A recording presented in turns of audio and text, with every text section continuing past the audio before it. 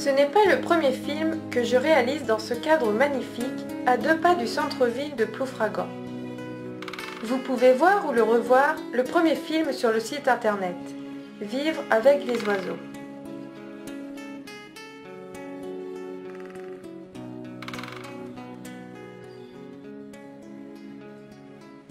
Couleur d'automne.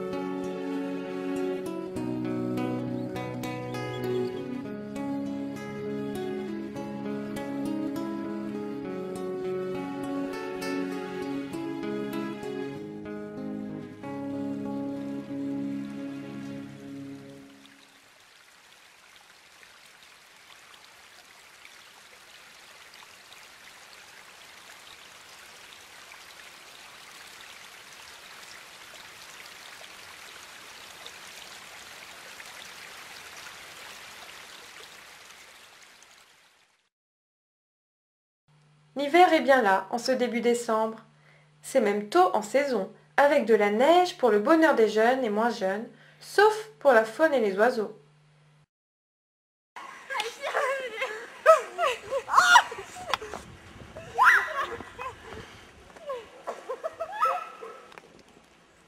À la mauvaise saison, les oiseaux consacrent la quasi-totalité de la journée à rechercher de la nourriture, notamment pour résister au froid. Et ce n'est pas facile. Leurs besoins énergétiques pour maintenir leur température corporelle augmentent, tandis que les ressources alimentaires diminuent, jusqu'à devenir rares ou non accessibles à cause de la neige ou du gel. De plus, les jours sont courts, ce qui leur laisse beaucoup moins de temps pour rechercher leur ration quotidienne.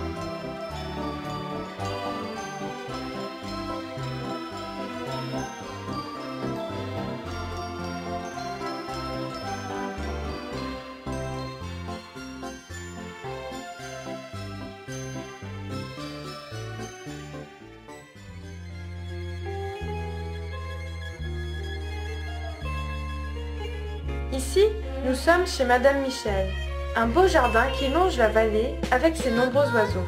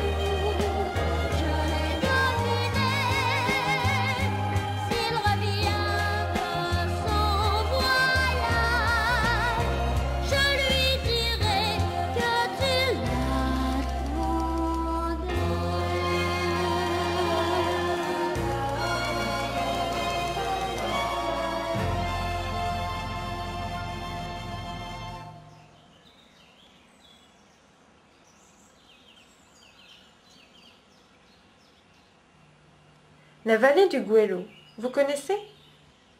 C'est à Ploufragan, 20 hectares de prairies et de bois admirablement mis en valeur par le service des jardins de la ville. Les oiseaux ont adopté ce petit paradis fait pour eux. La preuve, plus de 30 espèces y ont été recensées. Petit rappel, la vallée du Goëlo, aménagée en 1990 par la ville de Ploufragan, s'étend du Fort Morel aux villes Cadoré. Elle constitue un espace idéal de promenade et de détente au cœur de Ploufragan et, au fil du temps, elle est devenue un lieu de prédilection pour les promeneurs et joggeurs. Elle est accessible à tous. Sur 5 km, une allée sablée tout en courbe douce suit le cours du ruisseau qui descend de l'étang des Châtelets vers la mer. La vallée possède 150 arbres de collection sur 3 hectares de surface boisée, 7 hectares de gazon et 6 hectares de prairies qui sont laissés volontairement en végétation naturelle. De hautes herbes sauvages bordent le ruisseau et, l'été, leur ombrage permet de limiter la température de l'eau et d'éviter la désoxygénation et la mortalité des poissons et organismes vivants.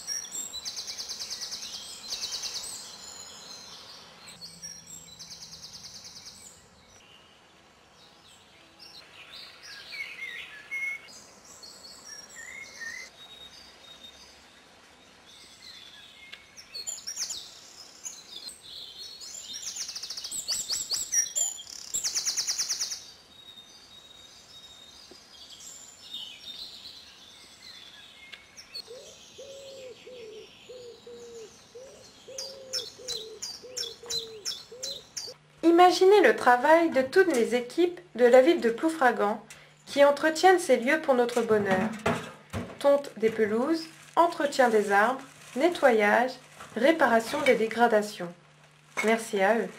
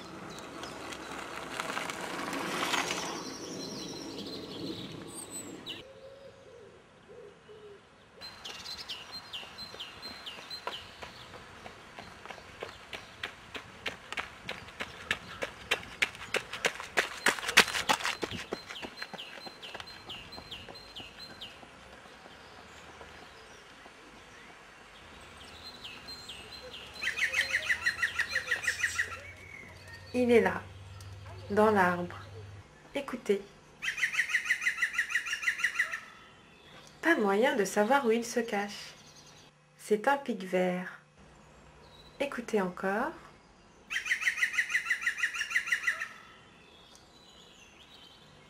Il a un cri très spécifique.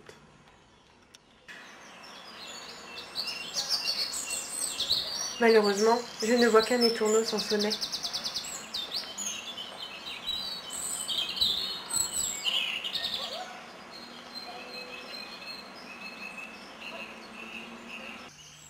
C'est en 2006 que M. Jean-Pierre Morin, un passionné de la nature, a eu l'idée de poser des nichoirs à Mésange. L'association des commerçants et artisans du Carpon, du centre commercial du Centre Leclerc, ont accepté de financer le projet, qui a aussi reçu le soutien de la ville de Ploufragan.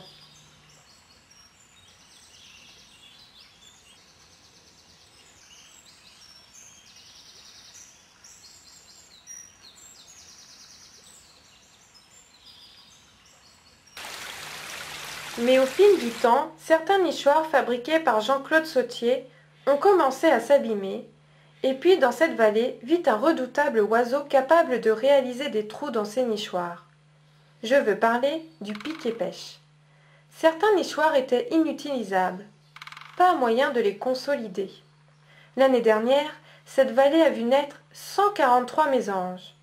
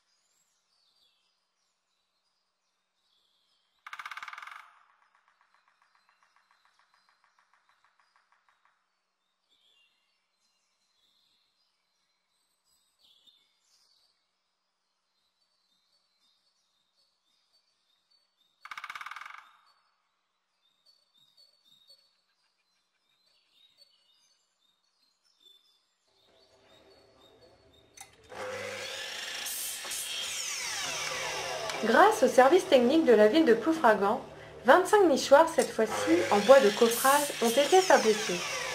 Encore plus solides pour essayer d'empêcher les pics-et-pêches de les abîmer.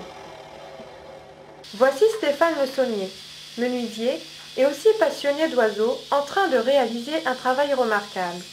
Un vrai professionnel. Merci Stéphane.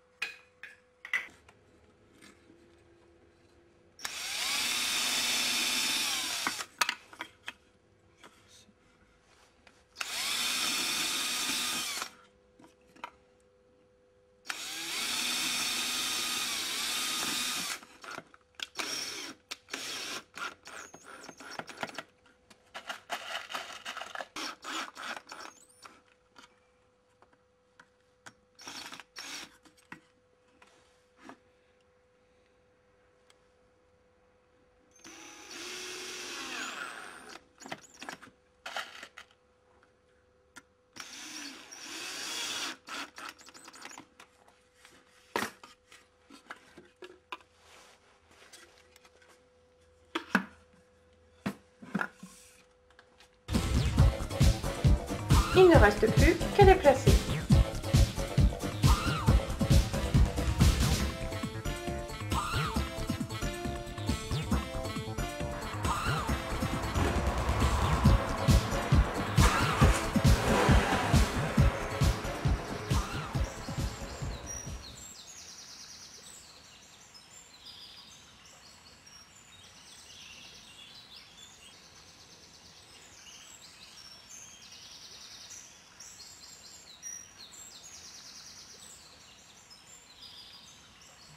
Voici un oiseau que l'on ne voit pas souvent, un grimpereau des jardins.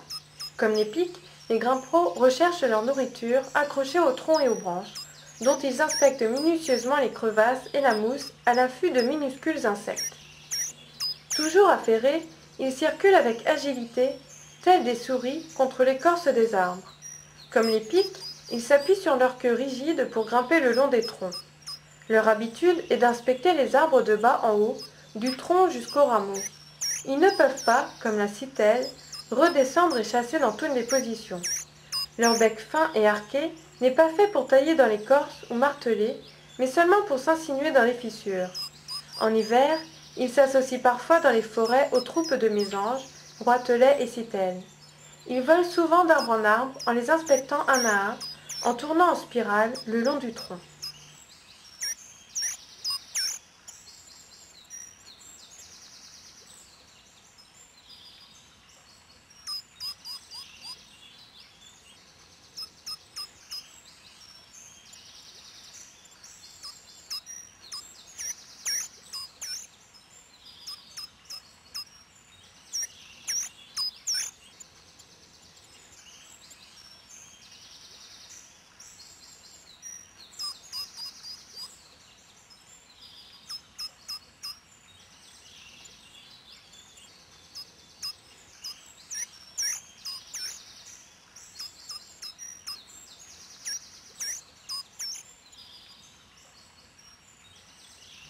J'ai réussi à avoir la clé qui ouvre la barrière qui mène à la vallée. C'est plus simple pour installer les 25 nichoirs. Il nous faut placer ces nichoirs à une bonne hauteur, environ 3-4 mètres, et orienter vers l'est pour que l'entrée ne soit pas exposée au vent dominant ou à la pluie. Inutile de garnir le nid, laissez faire les petites acrobates. La femelle aménage celui-ci, tantôt seule, tantôt aidée du mâle, en le tapissant de menues racines, de tiges et de brindilles, puis d'un épais matelas de mousse, et, enfin, d'une couche douillette de poils, de crin ou de laine, éventuellement de plumes.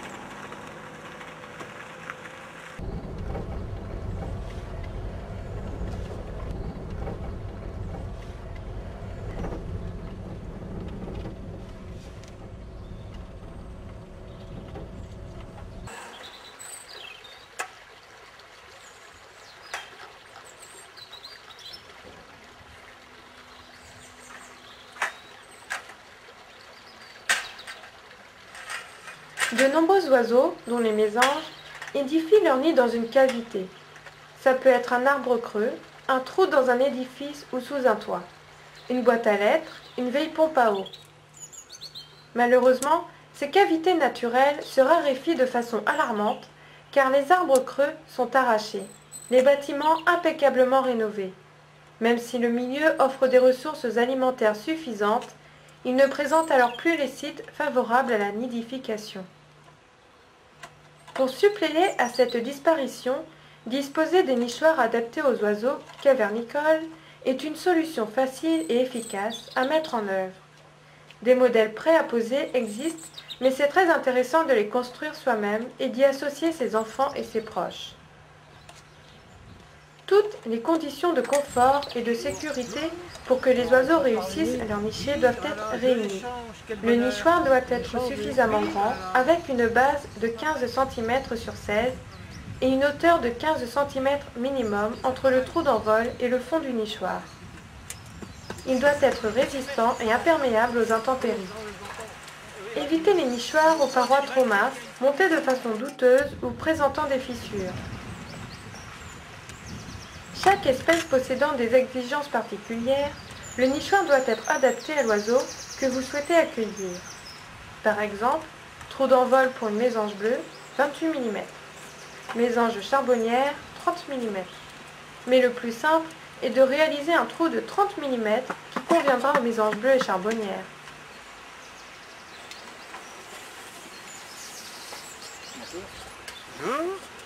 Cette période de...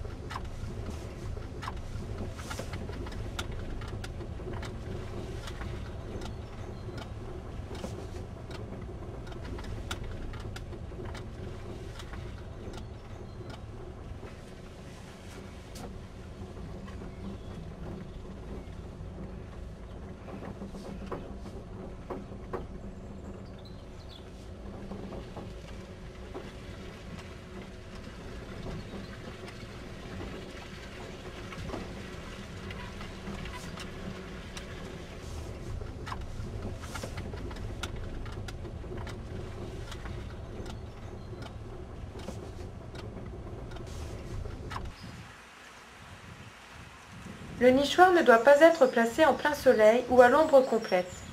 Le trou d'envol doit être à l'opposé des vents dominants et le nichoir légèrement penché vers l'avant pour protéger les oiseaux des intempéries.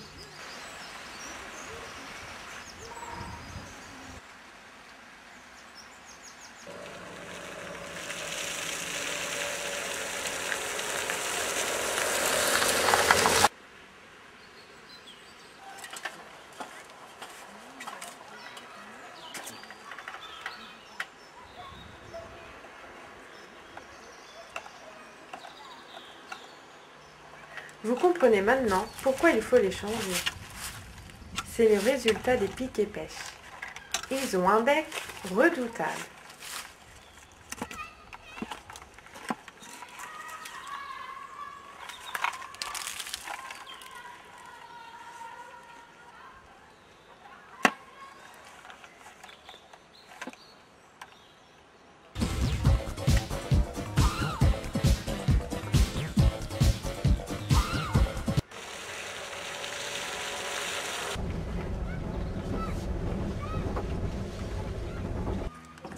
L'orientation est du trou d'envol est conseillée. Le nichoir doit être installé de préférence dans un arbre à peu près à 3 ou 4 mètres de haut, hors de portée des curieux à 2 ou 4 pattes.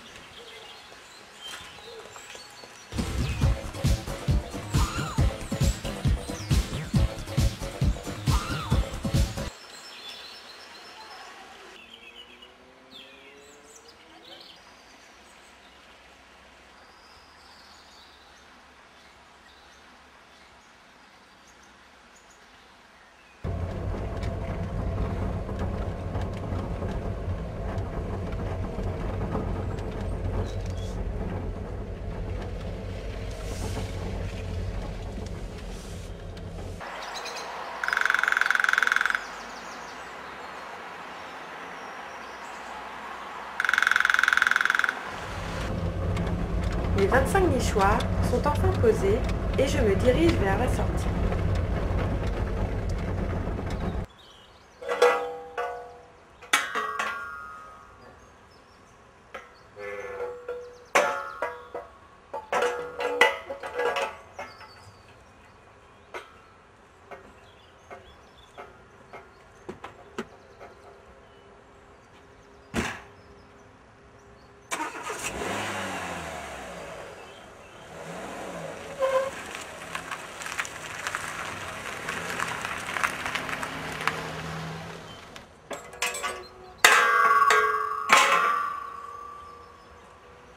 Il ne faut pas oublier de fermer, car ces chemins sont bien sûr interdits aux voitures pour le bonheur de la faune sauvage.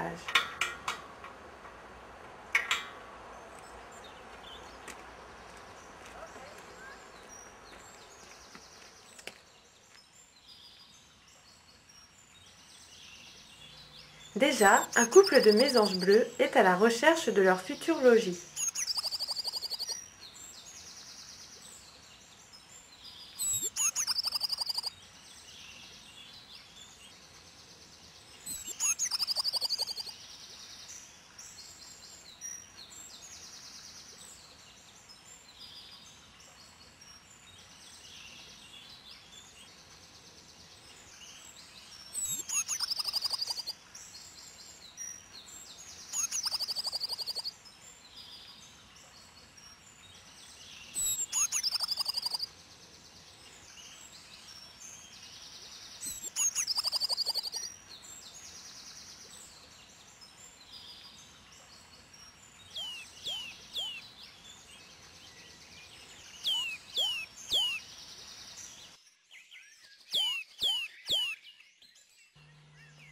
La présence de la citelle torche-peau est, elle aussi, indissociable de celle de grands et vieux arbres, notamment les chênes, les châtaigniers ou les érables. Vivant originellement dans les futaies claires, elle a trouvé dans les banlieues des villes et les grands parcs urbains un milieu de substitution très acceptable. Son nom lui vient de son habitude de maçonner avec de la terre l'ouverture des loges de pic qu'elle occupe pour nidifier, afin d'en restreindre le diamètre et de mieux en protéger l'accès. Vous vous apercevrez souvent de sa présence par son cri ou par son manège sur un tronc. Elle l'arpente avec grâce, montant ou descendant tête en bas, explorant les fentes pour en déloger les insectes et autres petits invertébrés dont elle se nourrit. En hiver, elle apprécie les faînes et les noisettes riches en huile. Afin de les déguster, elle coince ses fruits dans une fente de l'écorce et les martèle avec son bec, tête en bas. Ici, les parents nourrissent leurs oisillons.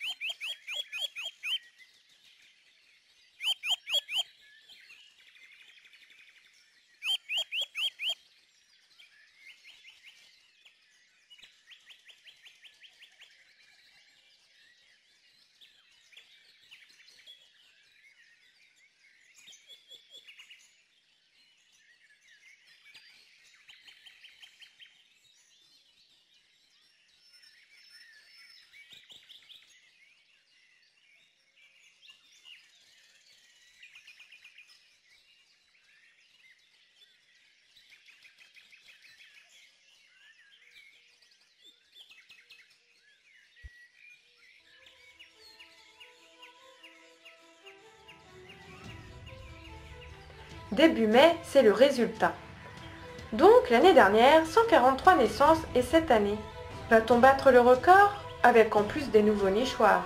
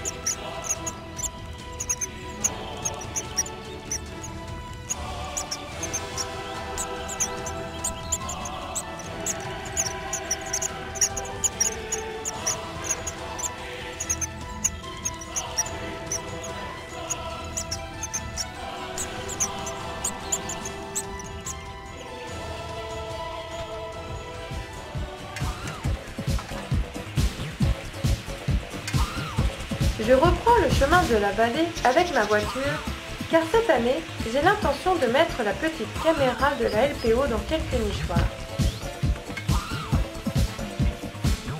Fini le branchement. Graveur de DVD et écran plat, le tout fonctionne sur une batterie portable.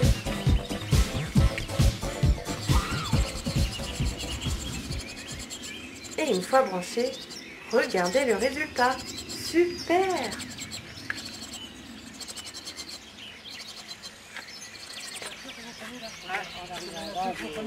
Regardez, dans l'écran là, c'est allumé là. Là, j'ai mis une petite caméra dans un nichoir à maison charbonnière. Ah oui, du direct, oui, regardez. Regardez. Donc il y en a 6 et elles sont prêtes à s'envoler là. C'est du direct. J'en profite pour montrer le spectacle aux personnes qui se promènent. Ils sont tous émerveillés et stupéfaits par le travail considérable que fournissent les parents pour ravitailler leurs oisillons. Plus de 500 fois par jour suivant l'âge. Plus de 10 000 insectes et chenilles. Plus besoin d'insecticides. Un véritable pont aérien.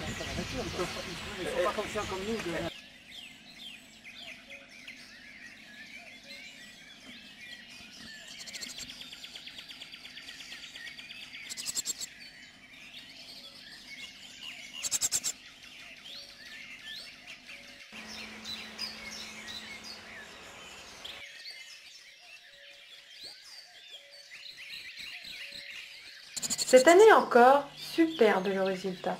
11 couples de bleus qui a donné naissance à 98 petites et 8 couples de charbonnières qui donnent 54 petites.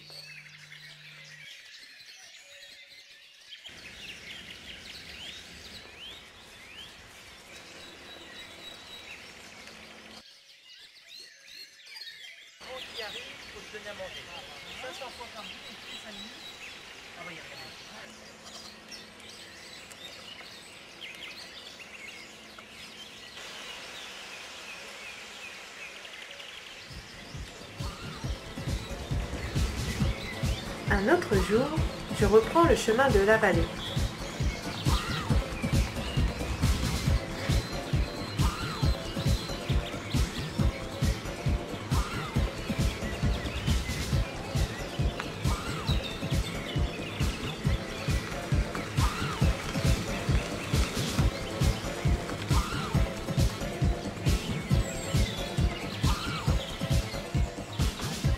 Je réinstalle ma petite caméra dans un autre nichoir. J'ai le choix entre les 25.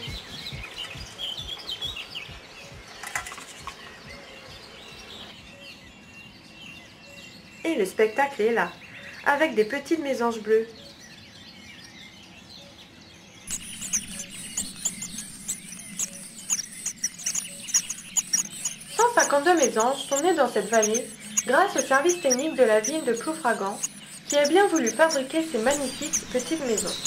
Pas besoin de permis, vous pouvez aussi en fabriquer, et puis c'est un super insecticide. Un produit naturel, sans compter le spectacle de ces ravissantes mésanges.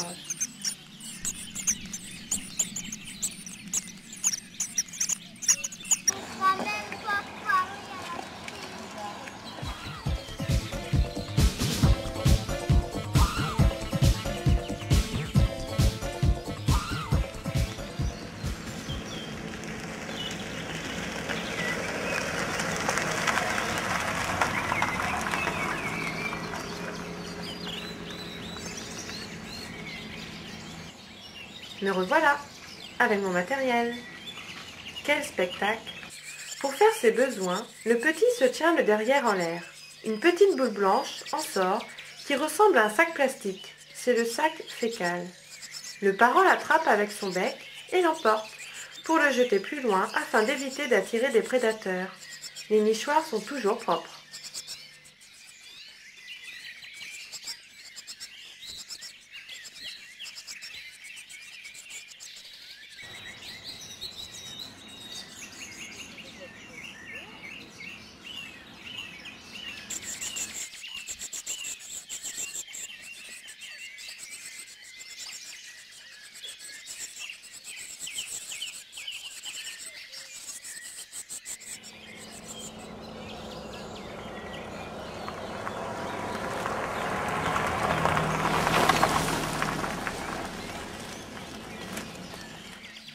rejoint un couple de mésanges charbonnières.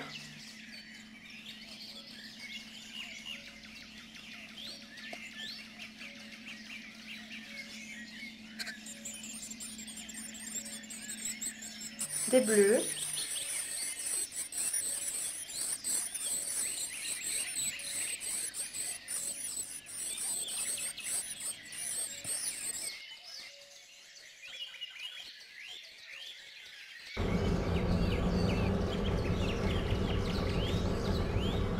Des charbonnières.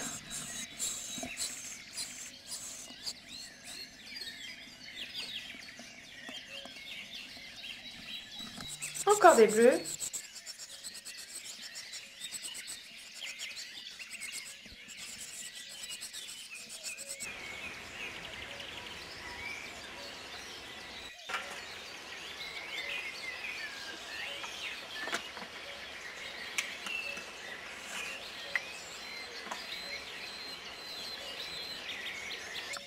Encore des charbonnières.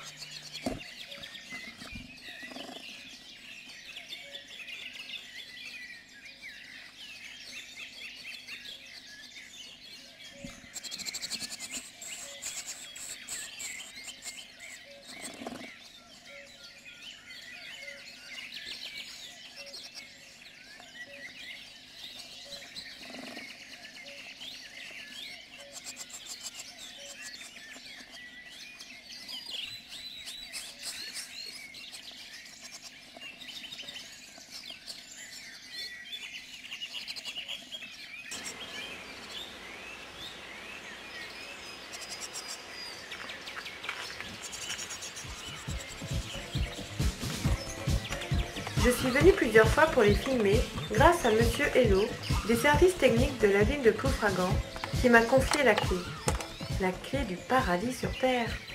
Venez voir cette charmante vallée au cœur de la ville.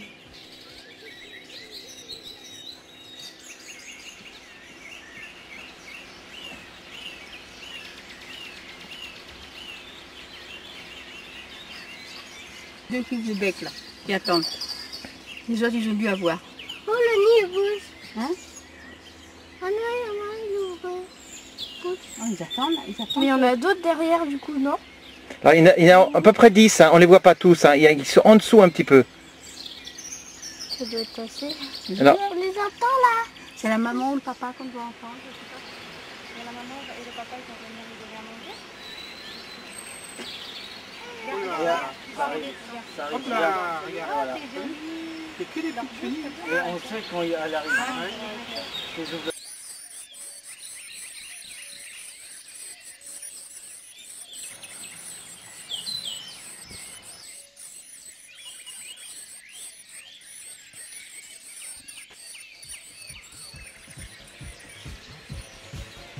Je ramasse mon matériel.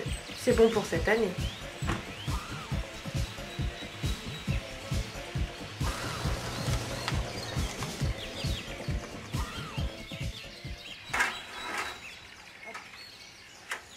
Et je marche.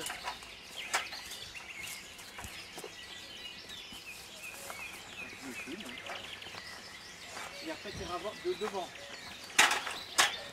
Là, toi, tu veux, hein.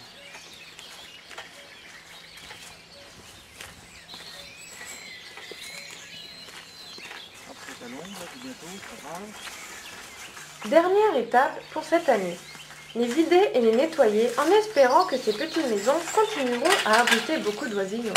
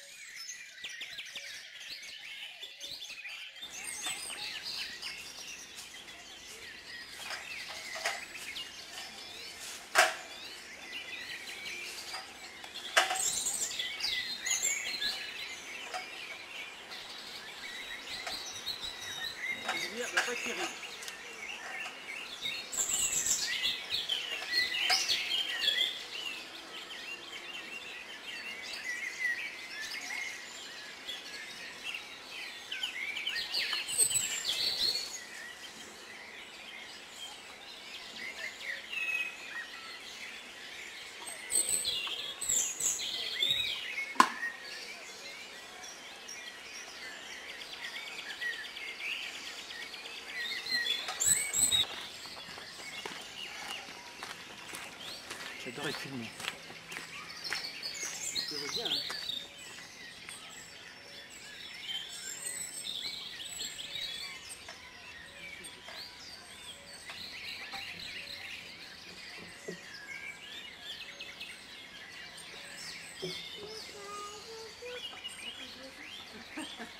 Non, il n'y a pas d'oiseau. Pas d'oiseau là. Ah non, il n'y a pas de oiseau.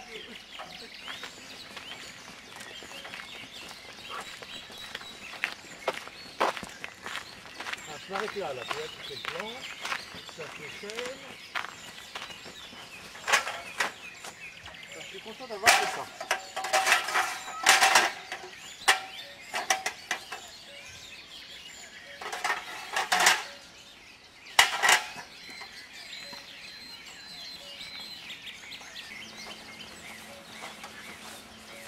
En route.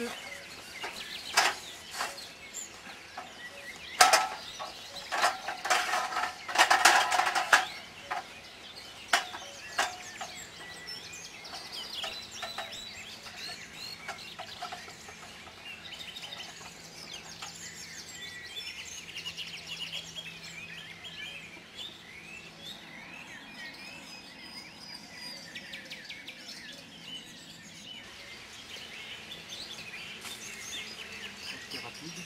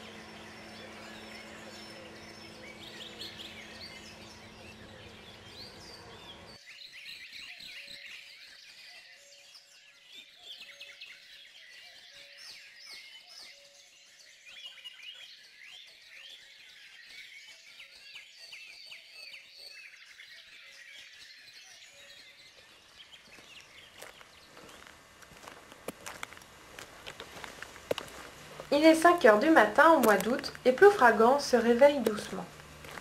À peine sorti de la voiture, un renard s'enfuit. Pas assez de lumière malgré ma caméra infrarouge. Alors je décide de revenir plus tard.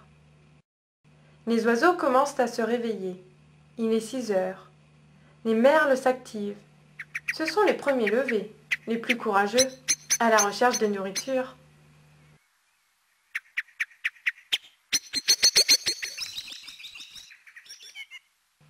J'espère filmer un renard, un écureuil ou encore un rapace nocturne en fin de nuit. Mais malheureusement, rien pour ce matin.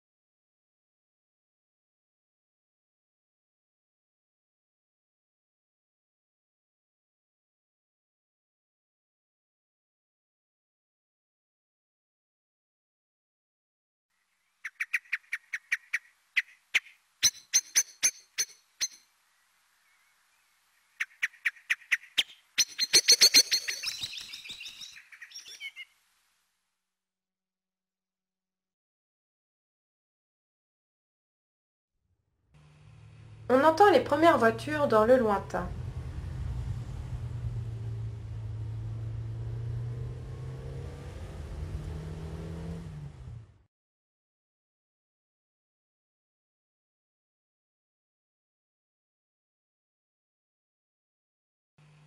Une personne traverse la vallée pour aller peut-être travailler. C'est un raccourci. Que de silence. Ce n'est pas comme au printemps. Les oiseaux chantent moins, même les merles. C'est très reposant, ce silence. Un retour vers la nature en plein ploufragan. Avant que tout s'agite, tout se réveille. C'est promis, je reviendrai encore de bonne heure. Je n'ai pas encore tout découvert de ce monde qui se lève tôt.